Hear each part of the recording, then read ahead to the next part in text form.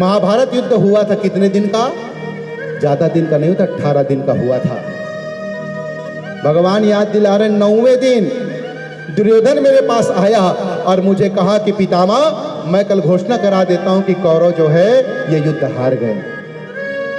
मुझे क्रोध दिला दिया, क्योंकि भीष्म पितामह मैं जानता हूं आप 5 पांडवों को नहीं मारोगे, मैं घोषणा करा देता हूं।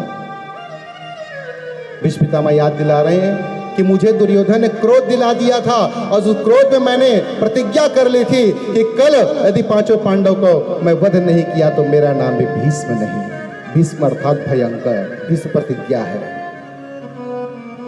जिसे स्वयं की इच्छा से मरने का वरदान था। प्रभु आपको याद है, मैंने प्रतिज्ञा कर लिया था कुरुक्षेत्र में, लेकिन आपने भी तो कुछ किया था ना, याद है? याद दिलाने लगे। आपने क्या किया? रात में पांडवों के शिविर में गए और द्रौपदी को जाकर आपने कह दिया कि द्रौपदी तू विधवा हो गई। भगवान ने जाके द्रौपदी कह दिया कि द्रौपदी तू विधवा हो गई। ये सुनकर के द्रौपदी हंसने लगी। भगवान ने कहा, द्रौपदी तू हंस रही है? द्रौपदी कहती है कि प्रभु मैं विधवा हो गई, इसकी चिंता मुझे क्यों है? उस चिंता तो आपको करनी चाहिए। प्रेम से कहो श्री राधे। भगवान ने उसी समय अर्धरात्रि में, अर्धरात्रि के समय था, द्रौपदी को भगवान ने कहा, द्रौपदी तू अभी चल मेरे साथ। भगवान ने द्रौपदी को लेकर कौरव के शिविर जहां भीष्म पितामह थे उस शिविर में जाने को तैयार हुए। जब जाने लगे ना तो द्रौपदी के चप्पल से आवाज आने लगी। आवाज आने लगी तो भगवान ने कहा, द्रौपदी तू अपनी चप्पल उतार, आवाज आ रही है। और भगवान ने उस चप्पल को उठा करके अपनी काली कांवड़ से भगवान ने इसे पकड़ लिया लपेट करके।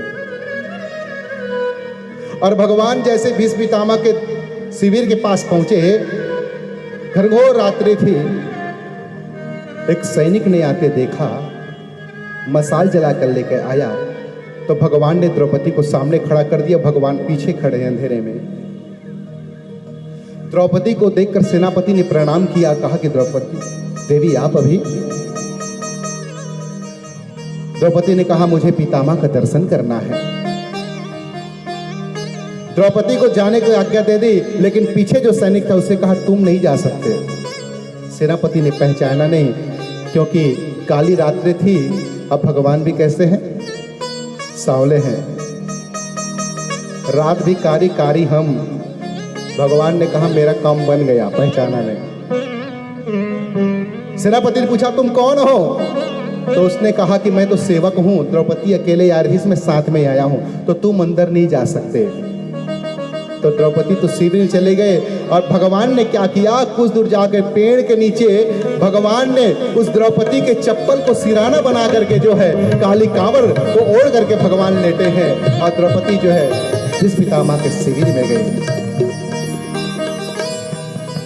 जैसी शिविर में पहुंची, भीष्म पितामह के चरणों में खड़े होकर के द्रौपदी ने प्रणाम किया तो आंख बंद किए किए, क्योंकि दुर्योधन की पत्नी थी जिसका नाम था भानुमति, वो प्रतिदिन भीष्म पितामह को प्रणाम करने आते थे। तो लेटे लेटे आंख बंद किए किए भीष्म पितामह को जब द्रौपदी ने प्रणाम किया तो भीष्म पितामह ने द्रौपदी को आशीर्वाद देते हुए कहा कि अखंड सौभाग्यवती भवः।